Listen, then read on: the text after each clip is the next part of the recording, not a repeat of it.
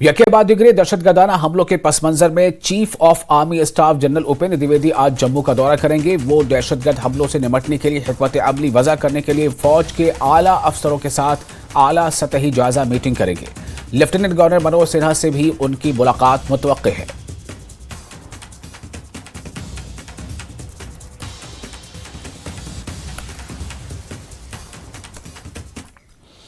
उधर डोडा में सिक्योरिटी एहलकारों का सर्च ऑपरेशन अब भी जारी है। गुज़िश्ता दिनों कास्तीगढ़ बाटाजाडान स्कूल के पास दहशतगर्द हमला हुआ था। इस हमले में 2 जवान जख्मी हुए थे। इस हमले के बाद से दहशतगर्दों की तलाशी अभियान लगातार जारी है। इस बारे में मजीद जानकारी दे रहे हमारे नुमाइंदे राजन वैद।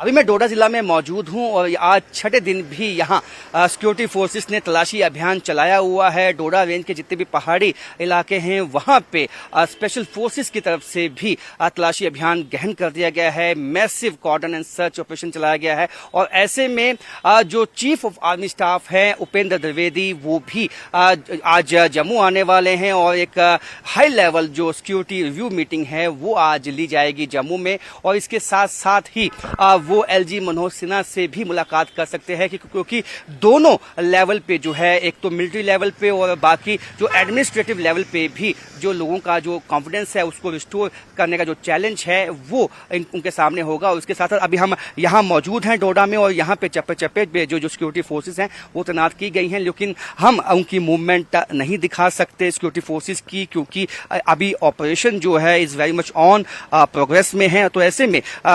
आतंकवादियों को जो मूवमेंट है वो सिक्योरिटी फोर्सेस की ना पता चले, उनको कोई फायदा ना मिले, इसलिए हम उनकी मूवमेंट तो नहीं दिखाएंगे। लेकिन ये बताएंगे कि डोडा में इस वक्त जो है हाई अलर्ट है। समूचे पहाड़ी रेंज में चाहे वो कठुआ का इलाका है चाहे वो उसके आसपास के इलाके हैं, सब जगह जो है हमारे सिक्योरिटी फोर्सेस के जवान जो हैं वो तैनात हैं। और कोशिश ये है कि जो जम्मू रीजन में इस वक्त जो फोकस है पाकिस्तान का कि पाकिस्तान इसको एक जंग का मैदान बनाना चाहता है उसको जो है शिकस्त दी जाए, उस प्लान को शिकस्त दी जाए। उसके लिए एक काउंटर स्ट्रेटजी जो है वो आज बनाई जाएगी और कई तरह से ये विजिट जो है वो चीफ ऑफ आर्मी स्टाफ की काफी अहम रहने वाली है क्योंकि इसमें काफी विषयों पे चर्चा होने वाली है। क्योंकि पाकिस्तान में भी ऐसे लॉन्चिंग पैड्स हैं जहां पे अभी ट्रेंड आतंकी जो है वो घुसपैठ की कोशिश में लगे हुए हैं। पाकिस्तान की जो सेना है वो उसकी मदद में लगी हुई है। कैसे इस जो मल्टी लेवल जो चैलेंजेस हैं उसको किस तरह से निपटना है, इन तमाम विषयों पे आज चर्चा होगी। कैमरामैन आशु के साथ राजन वैद, न्यूज़ 18 डोडा।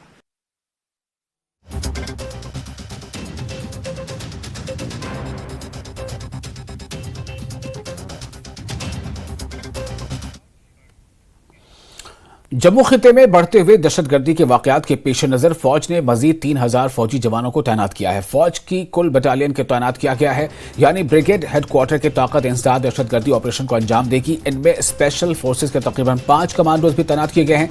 जम्मू के इलाके में इजाफी CAPF को भी तैनात किया गया है। जम्मू में शोरिश का मुकाबला करने के लिए रोमियो फोर्स, डेल्टा फोर्स और 26 इन्फेंट्री डिवीजन पहले ही तैनात हैं, जबकि 25 डिवीजन जम्मू के साथ लाइन ऑफ कंट्रोल पर तैनात हैं।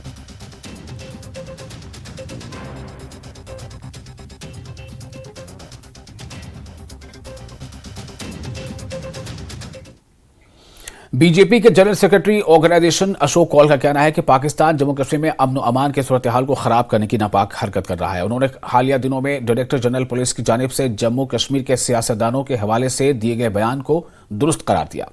न्यूज़ 18 से खुसूसी बातचीत के दौरान उन्होंने जम्मू कश्मीर में असेंबली इंतखाबात के ताल्लुक से कहा कि चुनाव सुप्रीम कोर्ट के मुकर्रर करदा वक्त पर होंगे। अशोक कौल ने उमर अब्दुल्ला की तनकीद की। उन्होंने कहा कि नेशनल कॉन्फ्रेंस जम्मू कश्मीर की तबाही के लिए जिम्मेदार है।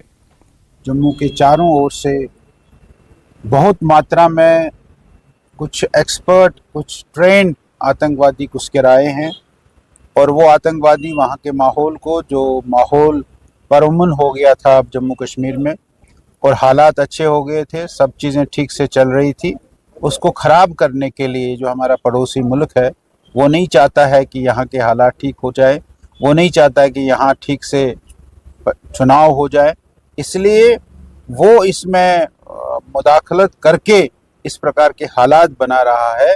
लेकिन हमारी सरकार, हमारी एडमिनिस्ट्रेशन, हमारी पुलिस, हमारे पैरामिलिट्री फोर्सेस, हमारी आर्मी इसको बिल्कुल एकदम लड़ेगी और आप देखेंगे कुछ दिनों में बहुत न्यूट्रलाइज हो जाएगा और फिर से हालात जो पिछले 1-1.5 साल में हो गए थे वैसे हालात हो जाए। खोल साहब, एक और बात है कि क्या आपको लग रहा है कि मुकर्ररा वक्त के अंदर ही असेंबली इलेक्शन होंगे, जिस तरह सुप्रीम कोर्ट ने डेडलाइन दी है? क्या आपको लग रहा है बिल्कुल उसी के आसपास चुनाव हो जाएंगे, ऐसा हमको लगता है। जो सुप्रीम कोर्ट ने डेडलाइन दी है उसके आसपास ही चुनाव हो। सीएम के पावर्स जो है कम किए गए हैं, वो एलजी को दिए गए हैं। अगर कल सरकार बनती है आपकी या दूसरी, आपको क्या लग रहा है, ये एलजी के पास रहना चाहिए या सीएम को वापस? चले, वो उस समय जब स्टेट बन जाएगी उस समय इन सब चीज़ों पर हम बातचीत करेंगे। जो भी ठीक होगा जम्मू कश्मीर के लिए वो करने के लिए हम प्रयास क्या लग रहा है, क्या असेंबली इलेक्शन होने वाले, उस हवाले से कुछ तैयारियां? बिल्कुल, असेंबली के चुनाव ये आने वाले हैं और हम यहाँ की जो हमारी 6 कॉन्स्टिट्यूंसीज हैं उन 6 कॉन्स्टिट्यूंसीज की तैयारी कर रहे हैं। अलग अलग कॉन्स्टिट्यूंसी के कार्यकर्ताओं के साथ हम मिल रहे हैं और अलग अलग कॉन्स्टिट्यूंसीज में अपनी रणनीति बना रहे हैं। उस कॉन्स्टिट्यूंसी को जीतना कैसे है, उस कॉन्स्टिट्यूंसी में किस प्रकार की डेमोग्राफिक व्यवस्था है, उस कॉन्स्टिट्यूंसी में किस प्रकार के लोगों की कॉन्फ़िगरेशंस हैं, ऐसा सब हम कर रहे हैं। और हम चुनाव की तैयारी की दृष्टि से ही हम आए हैं। और एआईसीसी के सीनियर लीडर भरत सिंह सोलंकी ने भारतीय जनता पार्टी पर तनकीद करते हुए कहा है कि 2019 के बाद जम्मू कश्मीर में हालात बदतरीन हो गए। उन्होंने कहा कि रियासत का दर्जा छीन लिया गया, दहशतगर्दी और बेरोजगारी में इजाफा हुआ है, जमीन के हुकूक छीन लिए गए, स्मार्ट मीटर्स और दीगर बहुत से हालात से लोग परेशान हैं। उन्होंने कहा कि कांग्रेस पार्टी आम लोगों की दिलेर आवाज बन गई है। उन्होंने कहा कि राहुल गांधी यकीन दहानी कराते हैं कि वो पार्लियामेंट में जम्मू कश्मीर के मसाइल को उठाएंगे। उन्होंने कहा कि कांग्रेस आम लोगों की फलाह बहबूद के लिए लड़ती है। सोलंकी ने कहा कि आने वाले इलेक्शन के लिए वो बहुत सी जगहों पर दौरा कर रहे हैं। पूरे जम्मू कश्मीर में हमारी पार्टी, हमारे प्रदेश अध्यक्ष, हमारे ये जॉइंट इंचार्ज और सभी नेता मिलके दौरे कर रहे हैं, लोगों के पास जा रहे हैं। हमारे पूरे के पूरे नेतागण जो है हमारे जम्मू कश्मीर के, वो मोटिवेट कर रहे हैं कार्यकर्ताओं को लोगों के पास जाने के लिए, उनकी बातें सुनने के लिए, जनता के जो भी मसले हैं उसको इलेक्शन मैनिफेस्टो में जोड़ने के लिए पूरी हमारी कार्यकर्ताओं की टीम लगी है। और जिस तरह का वातावरण बीजेपी के रूल में 2019 के बाद लेफ्टिनेंट गवर्नर का रूल जम्मू कश्मीर में आया, स्टेटहुड छीना गया है और टेररिज्म इतना बढ़ गया।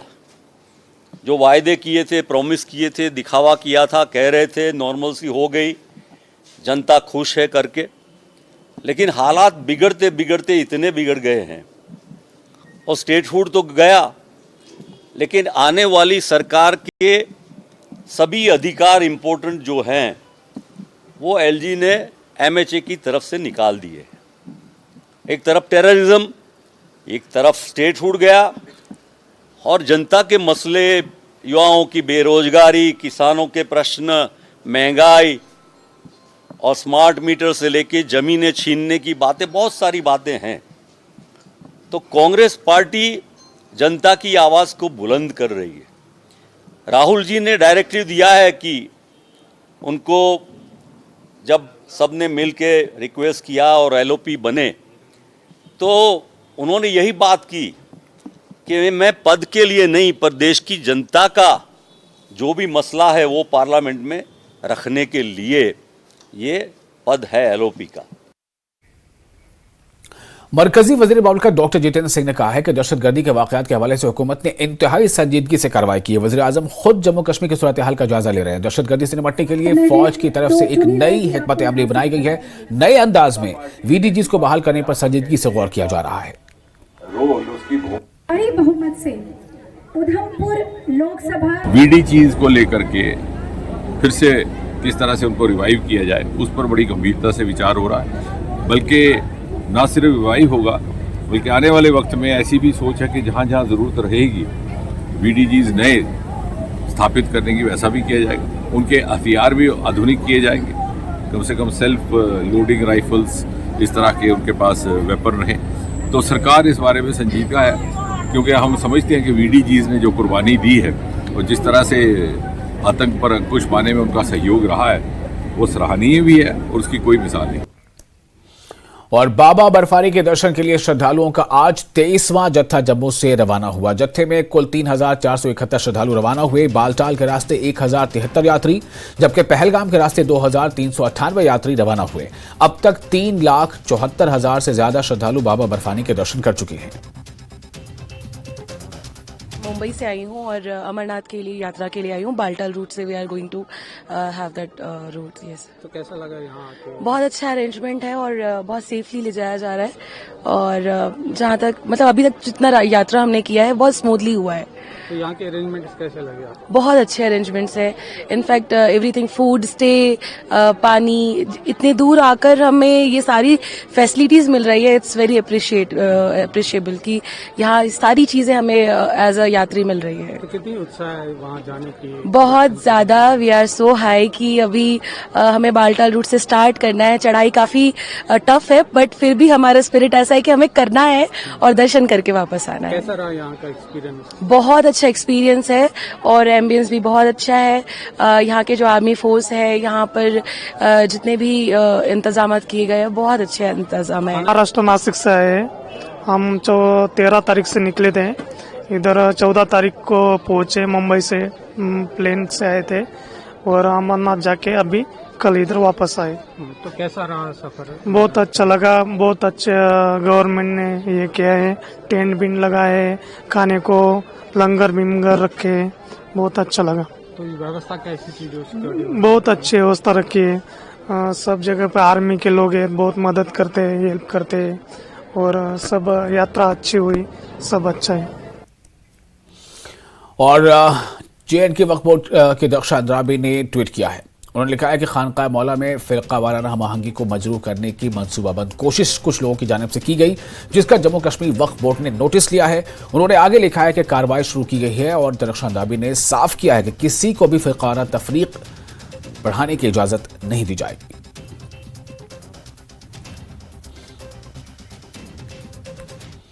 न्यूज 18 JKLH की खबर ने फिर एक बार अपना असर दिखाया है। जिला पुलवामा के करीमाबाद इलाके में नाला रूमशी के नजदीक कूड़ा करकट जमा करने की खबर नशर होने के बाद DC पुलवामा डॉक्टर बशारत कयूम ने लोगों की शिकायत का नोटिस लेते हुए रूमशी नाले के नजदीक डाले गए कूड़ा करकट को हटाने के साथ साथ ब्लॉक लेवल सैनिटेशन कमेटी भी तश्कील दी है।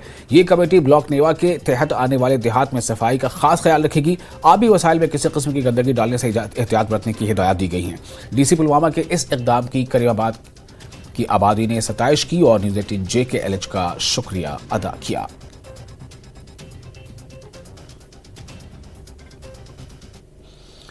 बट्टमालू श्रीनगर के इलाके दियारवानी पास के वकीलों ने पीने के पानी की किल्लत के खिलाफ एहतजाजी मुजाहरा किया। इन्होंने कुछ वक्त के लिए रोड पर गाड़ियों के नकल हमल बंद की। मकामी लोग इस पानी जैसी जरूरी सहूलत मैसर करने का मुतालबा कर रहे थे। उन्होंने पानी की सप्लाई को फौरी तौर पर बहाल करने का मुतालबा किया है। मतलब आब खतर गरस अगर गरस मस मारिना रब सिंद अजमत अगर स्रान दिन खतर पन्निस आब खतर मजबूर अब योतनस मेन खतर कि दरन दिन ना खुश करान अच्छा शौक मे क्या जुमाई मोहम्मद नमाज सजद पढ़म वजू करम आब चोब करान बंद खमान रॉपी पत करान जमींदारन चोब पत तिमन त्रावान आब कर सारी गछान। तुम वो ये जॉब हूँ सिस्टम ये वो तुम कुलुफ कूटा कर ये वो तुम कुलुफ कर सफर तुलान क्या गर्मस में सफर तुलान अगर इन आब दिन कहें यह सिस्टम वो तम थोद बे LG गवर्नमेंटस अपील करान सान खतर कर सा इंसाफ ये कुन त्रे नजर सानी कर अगर इन आब दिन कहें फीस भरित ती बांग्लादेश रात आबस इंतजार मगर कतर वन त्रेश दाद मारान गो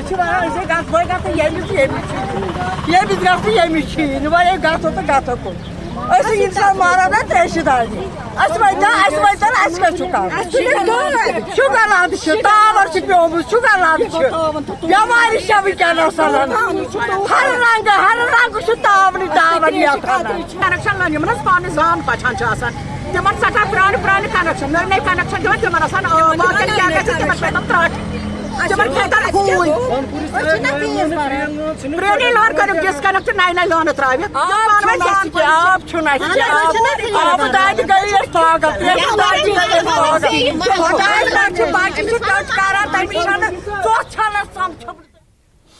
और बीजेपी के सीनियर लीडर बलवंत सिंह मनकोटिया ने उधमपुर में बिजली की कटौती का मसला महकमे बिजली के आला अफसरान के साथ उठाया। उन्होंने बिजली की आमदनी में एक अहम शराकतदार के तौर पर उधमपुर की अहमियत और बिजली की किल्लत के बहरान की फौरी हल की जरूरत पर रोशनी डाली।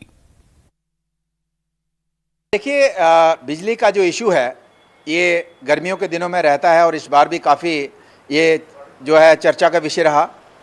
तो इस बार चर्चा का विषय डेफिनेटली था, लेकिन लोगों के अंदर ये भी था कि अगर स्मार्ट मीटरिंग के ऊपर विभाग ने हमारे साथ कमिटमेंट करी थी कि अगर स्मार्ट मीटर जो लगाएगा उसको हम 24 घंटे बिजली देंगे। तो जब स्मार्ट मीटर होने के बावजूद भी 24 घंटे बिजली लोगों को नहीं मिली, तो हमने चीफ इंजीनियर जो है बिजली विभाग के, उनके साथ हमने कल मुलाकात की और इसी तरह से हम जो एमडी हैं हमारे विकास कुंडल जी, उनसे भी हमने मुलाकात की और उनके नोटिस में लाया कि जो कमिटमेंट हमारे लोगों के साथ विभाग की तरफ से की गई थी कि स्मार्ट मीटरिंग के बाद आपको 24 घंटे अराउंड द क्लॉक बिजली दी जाएगी, वो कमिटमेंट विभाग कहीं ना कहीं पूरी करने में पीछे रहा है। तो उन्होंने ये कहा कि हमारी फीडबैक के मुताबिक जो है बिजली जहाँ पे मीटरिंग हुई है वहाँ 24 घंटे है। तो मैंने उनको कुछ एक मौके की जो उदाहरण दी है तो उन्होंने माना। तो मेरा ये मतलब था कि कहने का और प्रेस कॉन्फ्रेंस करने का मकसद ये भी था कि हम जो नेता लोग हैं यहाँ पे छोटे अधिकारियों के जेई के ऊपर दाड़ा मारते हैं, एडब्ल्यू के ऊपर, एक्शन के ऊपर दाड़ा मारते हैं, जबकि उनके हाथ में नहीं है कि बिजली कट करना और बिजली देना। जितनी सप्लाई आएगी तो वो देंगे। तो हम यहाँ अपनी पब्लिसिटी के लिए कुछ कई बार मैंने देखा भी 1-2 नेताजी कुछ अधिकारियों को डांट रहे थे एक मीटिंग में कि आप बिजली नहीं देते, जबकि नेताजी को भी पता है, मुझे भी पता है कि एग्जीक्यूटिव इंजीनियर के हाथ में कट करना और रेगुलर पावर सप्लाई देना नहीं है, बड़े अधिकारियों के हाथ में। और बड़े अधिकारियों को ये फीडबैक चली गई है कि वहाँ तो पावर अराउंड द क्लॉक चलती है। तो इसलिए हमने कंसर्न जो अधिकारी थे उनसे बात की और उन्होंने श्योर किया है कि जहाँ पे मीटरिंग हुई है वह 100% जो हमारी कमिटमेंट है 100% बिजली देने की 24 घंटे वो देंगे। और साथ ही साथ जो कट है इसको कम करने की कोशिश करेंगे। गाँव के अंदर भी बहुत ज़्यादा कट है। हमारा एरिया जैसे आप देखते हैं कि हमारा नेशनल हाईवे का एरिया, जब अमरनाथ यात्रा होती थी तो वहाँ कट नहीं होते थे। उसके लिए भी 4-5 दिन पहले मेरे पास लोग आए कि जनाब यहाँ पे फिर इस बार कट बंद नहीं हुए हैं। तो हमने चीफ इंजीनियर साहब से बात की तो उन्होंने उनके कट बंद करवाए। तो ये भी बात उनके जब अधिकारियों के नोटिस में हम जो कंसर्न है उसके नोटिस में लाएंगे तो हल निकलता है। लेकिन हम छोटे लोगों को, छोटे अधिकारियों को दाड़ा मार के पब्लिसिटी स्टंट लें तो कुछ हल निकलने वाला होता नहीं है। तो इसी तरीके से हमारा बिल जो है, जैसे कुछ एक एरिया में शिकायत आई है कि स्मार्ट मीटर के बाद बिल बहुत ज़्यादा हैं। जो BPL लोग हैं उनका भी बिल जो है 150-200 आता था, उनको 500 भेजा है। तो वो भी हमने किया है कि जो बिजली जितनी जलती है उसका बिल लीजिए, हमें कोई शिकायत नहीं है। लेकिन जो बिजली जितनी जलाता है उससे बगैर। और फिलहाल एक छोटा सा ब्रेक लेते हैं। ब्रेक के बाद खबरों का सिलसिला जारी रहेगा।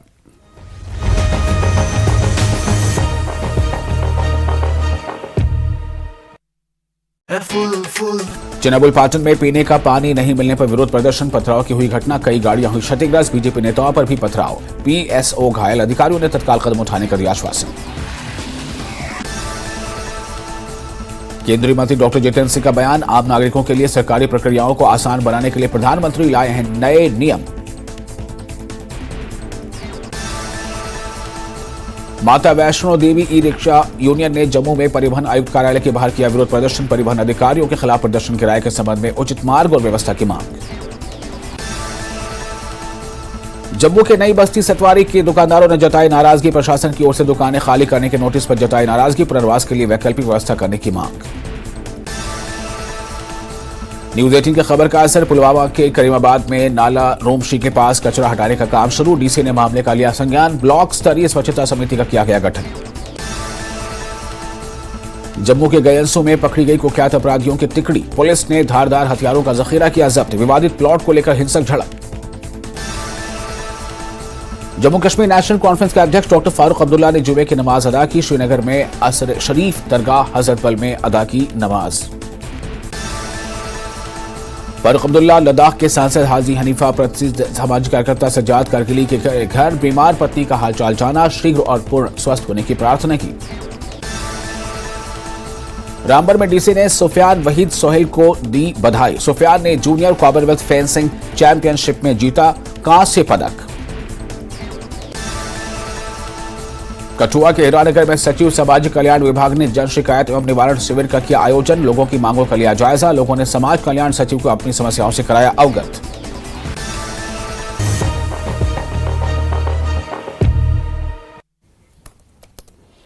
ब्रेक के बाद एक बार फिर आपका स्वागत है न्यूज 18 JKLH पर। आप देख रहे हैं न्यूज एट 9। मैं हूं विशाल। नई बस्ती सतवारी जम्मू के दुकानदारों ने इंतजामिया की जानिब से दुकानें खाली करने के नोटिस जारी किए जाने पर नाराजगी का इजहार किया है। दुकानदारों का कहना था कि दुकानें 60 साल कबल अलॉट की गई हैं और ये इनके लिए रोजी रोटी का जरिया है। न्यूज 18 से बात करते हुए दुकानदारों का कहना था कि इनकी बका के लिए बाजाबादकारी के लिए कोई मतबादल इंतजाम किया जाना चाहिए। उन्होंने कहा कि इस बाजार पर 200 खानदान इन्हिसार करते हैं, इसलिए इंतजामिया को इनकी बका के लिए मुनासिब इक़दाम करने की जरूरत है। रात को 8:30 बजे यहाँ पर दुकानों के ऊपर नोटिस लगाते हैं और सुबह लोगों को कहते हैं कि आप दुकानों से निकल जाएं, अपना सामान उठा लें। ये किस तरह का प्रशासन है जो रातों को चोरी से आता है और दिन में कहता है कि सामान उठा लो। ये लोग 1947 से यहाँ पे रोजगार कर रहे हैं और अपने बच्चों का पालन पोषण कर रहे हैं। हमारी मांग है प्रशासन से, खासकर उपराज्यपाल प्रशासन से, कि इन लोगों को रिहेबिलिटेट किया जाए। NH1 के जो प्रावधान है उनको लागू किया जाए। जो कंपनसेशन NH1 देता है वो दिया जाए।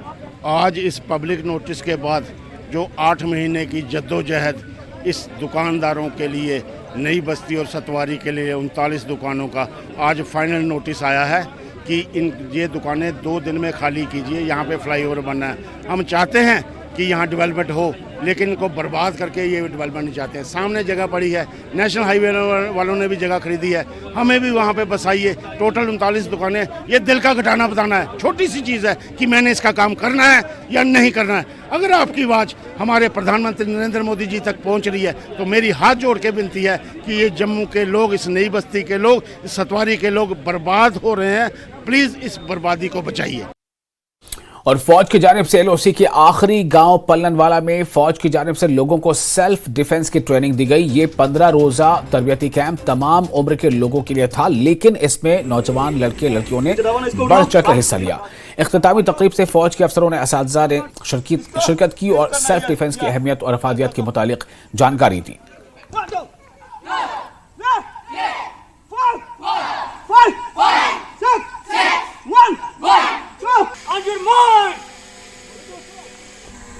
हमारे को भारतीय सेना द्वारा यह एक मौका मिला है जिससे हम जूडो कराटे अपने सेल्फ डिफेंस के लिए ये सारी चीज़ें सीख पाए। मैं एक आम बच्चा हूँ जो डेली स्कूल जाता हूँ, पढ़ता हूँ, पर हमारे पास इतना टाइम नहीं होता कि हम डेली जम्मू जाएं, क्योंकि यहाँ पे ऐसी कोई क्लासेज या ऐसी कोई चीज़ नहीं है जिससे हम ये सीख सकें। तो हमारे को डेली जम्मू जाना पड़ेगा और जो बंदा सिखाएगा उसको भी पैसे देने पड़ेंगे। तो इतना टाइम और पैसे भले हर एक बंदे के पास हो पर सबके पास नहीं होते, तो हमारे पास इतना वक्त नहीं है और पैसे भी किस प्रॉब्लम होती है। तो भारतीय सेना द्वारा हमारे को ये मौका मिला है कि हम ये सब चीज़ें सीख सकें जिससे हम अपना सेल्फ डिफेंस तथा किसी अपना सेल्फ डिफेंस कर सकें। तो यहाँ पे एक सर आए थे जिन्होंने हमारे को प्रस्तुत किया कि ये सब चीज़ें कर सकते हो तुम, अगर आप किसी भी सिचुएशन में पढ़ सको। तो ये मुझे इस चीज़ से बहुत खुशी मिली कि इस गाँव में भी ऐसी चीज़ें आ रही है धीरे धीरे। तो मैं भारतीय सेना का तहे दिल से शुक्रिया अदा करना चाहता हूँ कि ये सब चीज़ें हम सब आम बच्चों को सिखाने के लिए। मैं बहुत शुक्रिया अदा करना चाहती हूँ इंडियन आर्मी का, जिन्हें साढ़े स्कूल विच ये प्रोग्राम ऑर्गेनाइज किया और हमें कुछ सीखने को मिला। इस जो हमें उन्होंने सिखाया, इसकी वजह से हम अपने आप को डिफेंस करना चाहते हैं और अपने परिवार की रक्षा खुद कर सकते हैं। इत्थे जेह्ड़े बच्चे आए दे ना सारे अडजाइनिंग जिन्नियां भी पंचायत ना साढ़े कन्नै के भगवान चक पंचायत है, पलां वाला अपर और लोअर दोनों दे बच्चे इत्थे, पाइन टू दे बच्चे, मतलब जिन्नियां भी आसे पासे दियां पंचायतां सारे दे बच्चे इस कैंप दा बेनिफिट लैता है। ये कैंप सिर्फ साड़ी पंचायत नहीं चला दा है, ये सामो च भी चला दा है। तो सामो एक ब्लॉक है, उत्थे भी अडजाइनिंग जिन्नियां भी पंचायतां ने, तो उत्थों दे बच्चे दी बेनिफिट मिला दा। मैं तुसें ये सनाना चाहूँगा, दिक्खो जी ये बॉर्डर एरिया पर लास्ट 0 लाइन पर जाइए साड़ी पंचायत है, तो जिथे बच्चे दी हर सहूलियत जिहड़ी है इंडियन आर्मी देने की कोशिश करा दी है। सिर्फ ये नहीं है, जिथे भी इंडियन आर्मी की जरूरत होंदी है हमेशा साढ़े बच्चे ताईं इंडियन आर्मी जिहड़ी खड़ी रहिंदी, बच्चे दी अवेयर इकड़ा इन्हें 15 दिन दा सेल्फ। और राजौरी में बेटी बचाओ बेटी पढ़ाओ स्कीम के तहत लड़कियों को बाख्तियार बनाने की पहल की गई है। इसके तहत जिला इंतजामिया की जानिब से 120 लड़कियों को कंप्यूटर की बुनियादी जानकारी दी जा रही है ताकि इन्हें मकसद में इनके हुसूलियाबी मिल सके।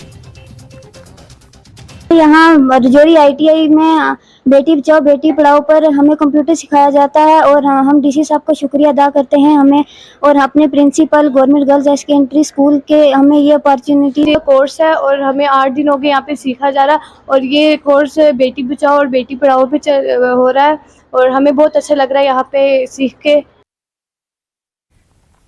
दुनिया के सबसे ऊंचे रेल पुल से मुसाफिरों को गुजरने का मौका जल्द मिल सकता है। जराये के मुताबिक हुकूमत 15 अगस्त को मुसाफिरों को इस पुल से गुजरने का मौका फराहम कर सकती है। इस बीच दुनिया के सबसे ऊंचे पुल के नजदीक गाड़ियां पार्क करने का इंतजाम भी किया जा रहा है। इसमें 500 से ज्यादा गाड़ियां पार्क की जा सकेंगी।